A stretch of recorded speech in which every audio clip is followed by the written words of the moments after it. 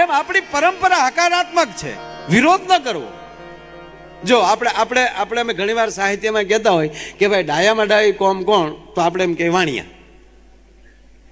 આ મારા વધારે પ્રોગ્રામ સાહેબ એના રહે, પાલીતાણા મારા નજીક રહ્યું ને, અને એ પ્રોગ્રામ સાહેબ 1.5 કલાકનો.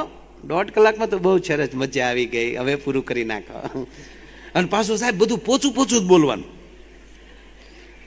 હા, આમ કળહળન ભળહળન કાંઈ નહીં. શરૂ કરજો દઉડમાં નહીં, ધીરે ધીરે છોકરા રડે છે, આવું રાડ્યું નહીં નાખ. મને બહુ ગમે સાહેબ આ એના ગીતોય પોચા. પંખીડાને પિંજરું પોચું લા, કઠણ વસ્તુ બોલવાની નહીં. જો એ કોઈ દિવસ કોઈ વાતમાં વિરોધ નહીં કરે, કારણ કે એને બધી ખબર પડે. જો અત્યારે આપણા 2 વાણિયા દિલ્હી ગયા, હે, કારણ કે પહેલા વિચાર કરી લે પછી ડગલું ભરે. આપણે શું કરીએ ખબર, બધું કરી લીધા પછી કે આ ન કર્યું તો સારું હતું. કારણ કે આગળ વિચાર, કોઈ પણ વ્યક્તિ, આ તો ખાલી નામ આપું સાહેબ, પણ કોઈ પણ વ્યક્તિ જે વિચાર કરીને ડગલા ભરે એને કોઈ દિવસ ડગલા પાછા લેવા પડે નહીં. શું કામ કે કયું હકારાત્મક છે ને કયું નકારાત્મક છે. આ ઘણા વિચાર કર્યા વગરના લગ્ન કર્યા, એને જ વાંધા પડ્યા ને. અને તમે જો બહેનો ભેગા થાય ને એટલે એક વાત તો કરે જ, તે કહીએ છે કહી ગયો. બહેનો ભેગા થાય એટલે એક વાત તો કરે ને, એમાં જ આમ બેસીને એમાં એક વાત તો કરે જ, તમારા ભાઈમાં બુદ્ધિ નહીં. અને વાત 110% છે. ખરેખર જો બુદ્ધિ હોય તો હામેલી જે અમે ઘોડે ચડીને જે આવ્યા છે એ ધંધા કરીએ ખરા. અને હાવ ત્રીજી વાત એ કહું, જેટલા બુદ્ધિવાળા બન્યા એ હલવાણા છે, જેટલા બુદ્ધિવાળા બન્યા એ જ મૂંઝાણા સાહેબ. જેનામાં બુદ્ધિ નથી એને કાંઈ તકલીફ નથી. જો આ મને અંગ્રેજી બિલકુલ નથી આવડતું, બરોબર વેજે બાપ, મને અંગ્રેજી નથી આવડતું, કારણ કે હું ભણવા ગયો તેથી ટ્રાફિક બહુ હતું. અને હકીકત મારે હારે ભણતા એ લોકોને હજી વ્યામ છે કે ઈ જ માયો ભાઈ છે, હજી સાચું નથી માનતા કે એ તો ન જ હોય, એમ ક્યાંય નહોતો હાલે એમાં. તો મને અંગ્રેજી નથી આવડતું. ઘણા મને પૂછે, આ બધાની કૃપાથી લગભગ 27-28 દેશમાં હું જઈ આવ્યું. પૃથ્વી ફરતો આટો ફરી ગયો છું 2-3 વાર. એટલે એ તાળીઓ પાડવાટો નથી કહેતો, સાંભળો પેલા, એ તો મારી રીતે ગયો છો એટલે તમે સાંભળો. પણ એટલે મને ઘણા પૂછે, આમાં શું થાય, તમે તાળીઓ પાડો મારો સમય વયો જાય. હા, તમે તાળીઓ પાડો એટલે મજા જ આવે. કલાકાર હરખ પુદડો હોય, એને 3 તાળી પાડો તો એ ટોશે સડી ગયો હોય. પણ વાત કરું એટલે મને ઘણા પૂછે,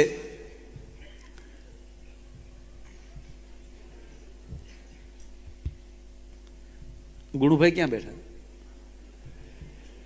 ગુણુભાઈ ડેલાવાળા નીકળી ગયા. ઠીક, હા, એ ક્યાંક સરગમ ક્લબ કરે ને એટલે મજા આવે, એના પ્રોગ્રામ વરહે એક હોય. પણ સાહેબ મને ઘણા પૂછે કે માયાભાઈ તમને અંગ્રેજી નથી આવડતું? મેં કીધું નહીં. મને કે તો તમે પરદેશમાં જાઓ તો ત્યાં શું થાય? મેં કીધું ત્યાં આપણા ગુજરાતી જ આપણને બોલાવે છે. મને કે ગુજરાતી બોલાવી તો બરાબર, પ્રોગ્રામ તો સમજ્યા, પણ તમે અહીંથી નીકળો ને ત્યાં પહોંચો ત્યાં સુધી તો પ્લેનમાં ને એમાં કાંઈ, એમાં તો અંગ્રેજી બોલવું જ પડે ને. એરપોર્ટમાં ફોર્મ ભરવા, સાઇનું કરવી, આ બધું જ કરવું પડે ને ઇમિગ્રેશનમાં. ત્યાં શું થાય? મેં કીધું એને ન થાય કાંઈ. મને કે ત્યાં તમે મૂંઝાવ નહીં ઈવડાયું? મેં કીધું ન મૂંઝાય, આપણે હું મૂંઝાવાનો ઈજારો રાખ્યો નહીં. ગુજરાતી શીખો, બોલો ગુજરાતી. શું કામ પીવો છો? આપણા ફોર્મમાં લખ્યું છે ગુજરાતી, રાખે એ સામે. પણ હું શું કરું એ કહું, મારે જેવું કોઈ કરતા નહીં, પણ આજ કહી દઉં. બધો ઘરનો ડાયરો બેઠો ને, હું ખરેખર સાહેબ આપણે ટિકિટ કરાવીએ ને અને ત્યારે જ કરાવી, એક ડૉક્ટરનું સર્ટિફિકેટ મૂકી દઈ કે આમ તકલીફ નથી, સહેજ થોડીક આને તકલીફ છે. આને ગમે એમ કરીને ત્યાં પહોંચાડવાના છે. હવે એ ટ્રાવેલ એજન્ટને ને એ ત્યાં એરપોર્ટની અંદર જે માણસો છે એને ત્યાં ખબર છે કે માયો ભાઈ અવડો મોટો છે. એટલે એ લોકોને કીધું કે આ ગાંડો છે ટૂંકમાં. સાહેબ તમે સાચું નહીં માનો, એરપોર્ટના માણસો બહાર ઊભા હોય 4 જણા લેવા. હા, એ બે કોઈ હોકી ટોકી વાળા વચ્ચે મેડમ આપણા બધા પેપરો લઈને આગળ આવ્યા જતા હોય, પણ હું એ વળી ચમ ધડ્યો જાવ વારો હોય. એ આપણું બોર્ડિંગ કરી નાખે, આપણું ફોર્મ ભરી દે અને ઠેઠ પ્લેનના દરવાજા સુધી એર હોસ્ટેસને ભલામણ કરી દે કે આના બિઝનેસ ક્લાસ ટિકિટ પણ ધ્યાન રાખજે, આને હાંસવીને રાખવાના છે. હવે તમે કલ્પના કરો કે એરપોર્ટમાં માયો આયર આ રીતે નીકળે તો એ 5 જણાને જ ખબર છે ને આટા ઓછા છે, પણ આપણો ગુજરાતી ડાયરો જોઈ જાય. એ તો કોક તો એરપોર્ટમાં હોય ને, એને એમ થાય કે માયાભાઈની અહીંયા એન્ટ્રી પડે. વાહ,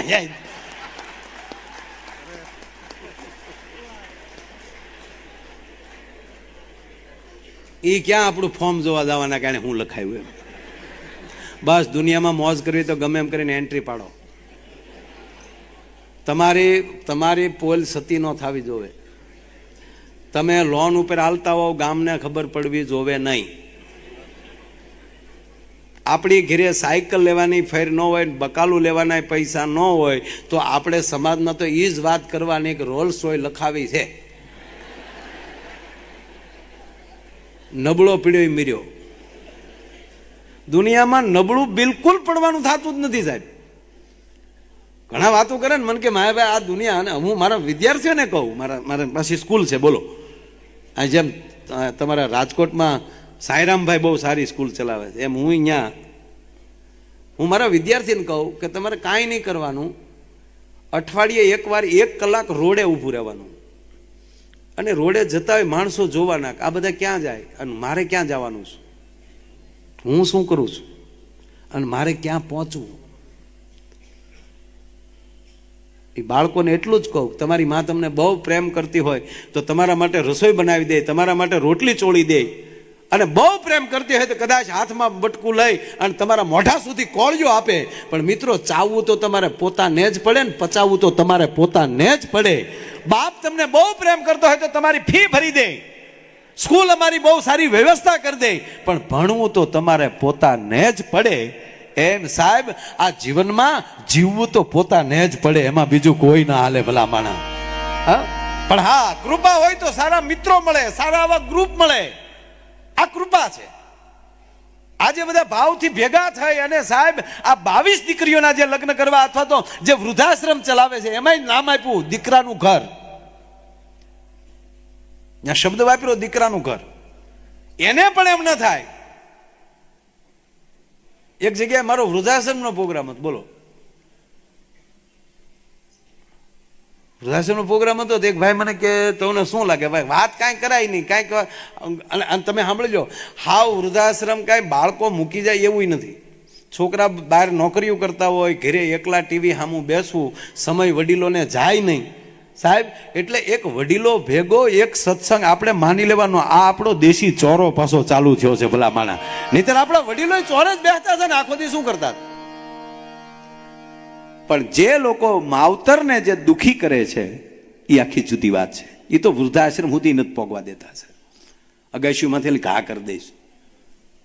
જાત્રાએ ફરવા જવાના બાકે અકસ્માતમાં વીમા પકવી લે હારા. આવું બને છે.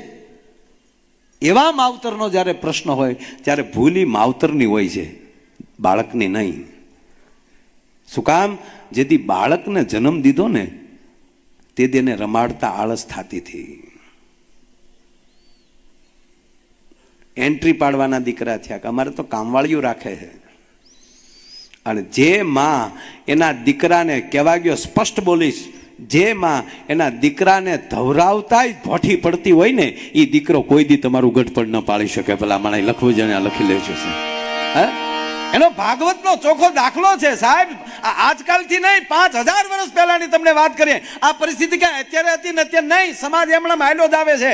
કપડામાં, ખાવા પીવામાં, વાહનમાં ફેરફાર થયો, બાકી એના ઈ સી.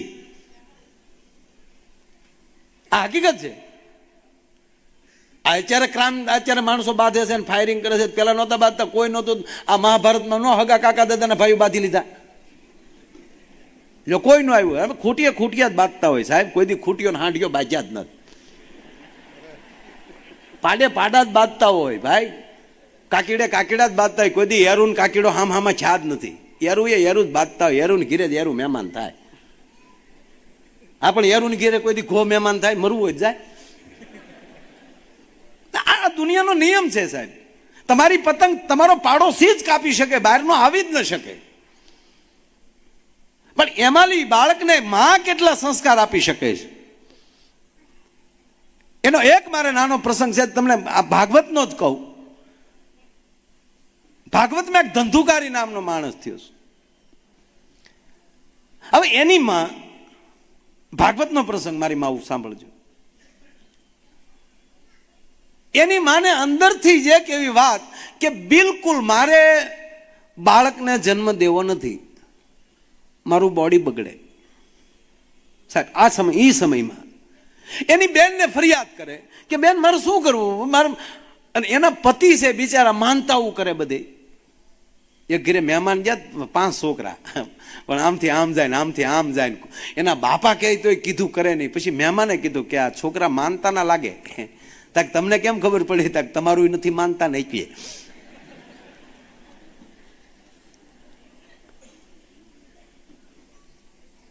ઓચિતા જ આ પ્રસંગ લીધો છે, મારા વિષય વગર લીધો છે, પણ એટલી સંખ્યામાં પરિવાર જ્યારે બેઠો છે એટલે આ વાત લીધી.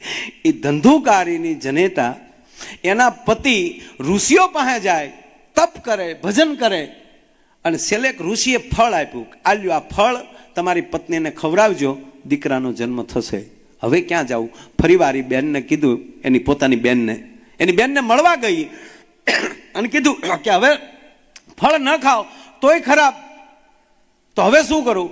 અને ત્યારે એની બેને એમ કીધું કે મારે સારા દિવસો છે, આ ફળ તારી ગાયને ખવડાવી દે.